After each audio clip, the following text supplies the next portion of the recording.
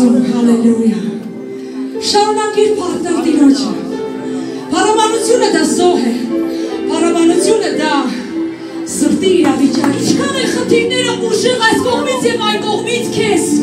հարված են, վերցրու այդ քամին քո ձեռքերի մեջ։